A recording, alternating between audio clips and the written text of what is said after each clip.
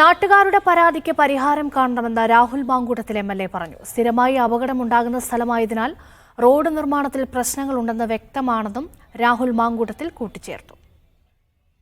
ഇതിപ്പം ജനങ്ങളുടെ ഒരു വലിയ കൺസേൺ ആണ് അവർ പറയുന്നത്. ഞാൻ നേരത്തെ സൂചിപ്പിച്ചു, ഇപ്പം ഈ അവരുടെ ഏതെങ്കിലും ഒരു ബന്ധുവോ അവർക്ക് പരിചയമുള്ള ഒരാളോ പോലും അല്ല മരണപ്പെട്ടിട്ടുള്ളത്. അപ്പൊ ഈ പ്രത്യേകിച്ച് കുഞ്ഞുങ്ങൾ മരിക്കുമ്പോൾ നമുക്കൊരു വലിയ പ്രയാസമാണ്. ഈ നാട്ടിലെ കുഞ്ഞുങ്ങളാണ്, നമ്മുടെ കുഞ്ഞുങ്ങളാണല്ലോ, ഇവിടുത്തെ ഈ സ്കൂളിൽ പഠിക്കുന്ന കുഞ്ഞുങ്ങളാണ്. അവർ പറയുന്ന ഒരു ഗൗരവം എന്ന് പറയുന്നത് ഇവിടെ തുടർച്ചയായിട്ട് അപകടം ഉണ്ടാകുന്ന ഒരു സ്ഥലമാണ്.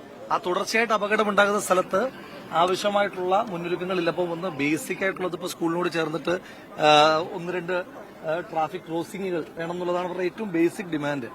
ഒത്തിരി കുഞ്ഞുങ്ങൾ പഠിക്കുന്ന സ്കൂളാണ്, 1000-ലധികം കുട്ടികൾ പഠിക്കുന്ന സ്കൂളാണ്. ഇന്നിപ്പം പരീക്ഷ ആയതുകൊണ്ട് വിവിധ ഷിഫ്റ്റുകളായതുകൊണ്ടുമാണ് ഒരു ഫുൾ സ്വിംഗ് ഉണ്ടാകാതിരുന്നത്. അപ്പം തുടർച്ചയായി അപകടം ഉണ്ടാകുന്ന ഒരു പ്രദേശം എന്ന് പറയുമ്പോൾ അവിടെ എന്തോ ഒരു ശാസ്ത്രീയമായ പ്രശ്നമുണ്ട്.